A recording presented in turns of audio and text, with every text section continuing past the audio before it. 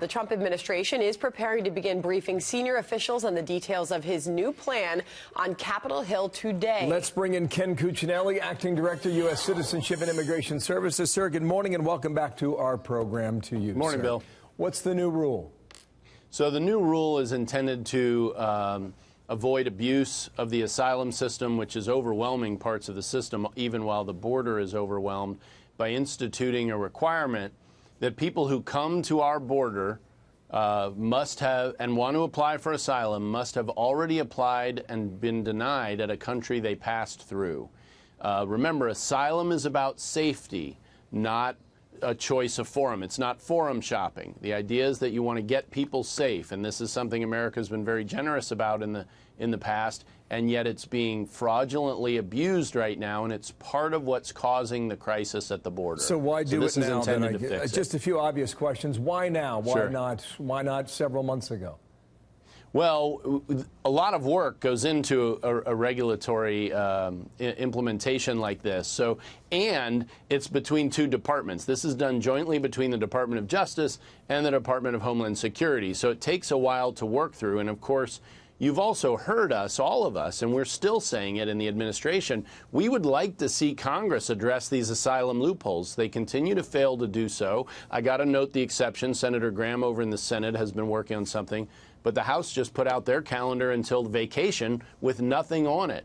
They have no intention of addressing this problem, and so the president has instructed us to take those steps within our legal authority to start to dissuade fraudulent applicants in our asylum system. And as I said, we are swamped. We have over 300,000 case backlog in asylum and over an 800,000 case immigration case backlog in the Department of Justice. It would seem that this is aimed at countries like Mexico. Have you communicated with Mexico on this idea?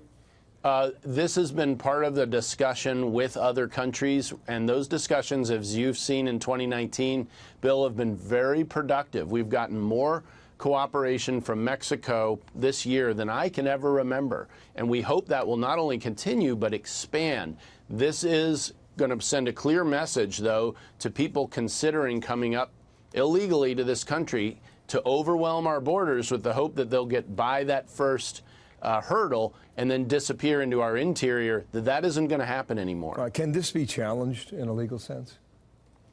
Well, God bless America. Anybody can sue you for anything. It doesn't mean they get to win. Right. And I've been through this regulation and the legal foundation for it. It is extremely strong, obviously based in the Immigration and Nationality Act. It is consistent with previous types of regulations that have been put in place under that legal authority by both Republican and Democrat administrations. So we start from a very strong legal position with this, and we wouldn't move forward if we didn't think we could defend it and successfully. Were you the one pushing for this, or who was at the spear of this? Well, it certainly wasn't just me, and recall I've been acting director of USCIS since only the beginning of the summer. And so this work began sometime before I got there. This is certainly in the avenue of efforts that I'm advocating for and pushing, and that people at USCIS are working very hard every day to accomplish. So then in a positive outcome, given this rule, I will call it, what do you hope to come from it, sir? That's an excellent question, Bill. What we hope to come from it is that the people actually claiming asylum at our southern border are legit.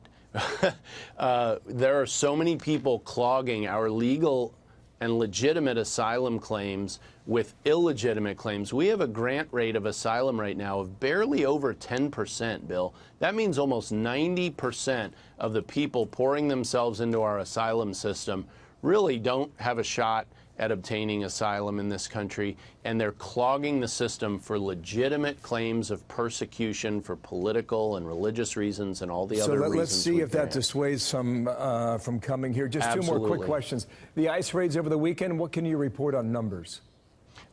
No reports on numbers or status of operations. We're going to leave that to ICE.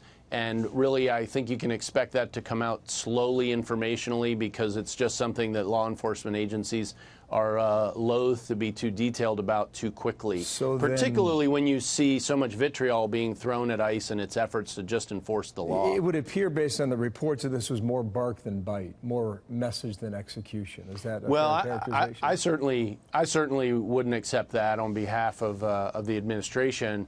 This is ICE doing their job every day. It's a sign of how far we've fallen, that it's even newsworthy. I mean, they go after employers breaking the law. They go after illegal immigrants who have removal orders.